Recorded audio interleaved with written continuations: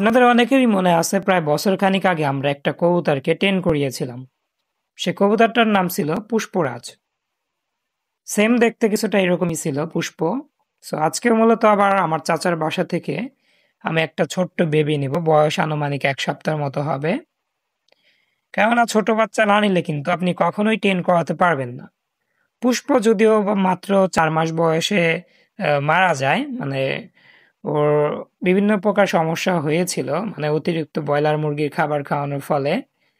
যেহেতু পুষ্প তখন ব্রয়লার মুরগির খাবার ব্যতীত অন্য কোনো খাবার খেতে চাইতো না। আর আজকেও মূলত 1 সপ্তাহ বয়সে একটা বেবি নিচ্ছি আমরা, যেন ওকে টেন করাতে পারি। এর চেয়ে বড় বেবি নিলে বা বড় বাচ্চা নিলে কিন্তু টেন করাতে পারবেন না আপনি। অবশ্যই টেন করাতে হলে একদম ছোট একটা বেবি নিতে হবে, যেন ছোটবেলা থেকে আপনাকেই ওর মা বাবা মনে করে, মানে চোখ ফোটার পরপরই হচ্ছে নিয়ে যেতে হবে। সেজন্য মূলত আজকে একটা ছোট্ট বেবি নিয়ে নিছি। আর 1 সপ্তাহ আগে হচ্ছে আমার কাকিকে আমি বলে রাখছিলাম যেন এই সাইজে একটা বেবি আমাদের দেয়। পরবর্তীতে আজকে হচ্ছে আমি নিজেই কিন্তু চেক করলাম, মানে ওদের খোপে বাচ্চা হয়েছে কিনা। পরবর্তীতে দেখলাম একটা বাচ্চাই আছে।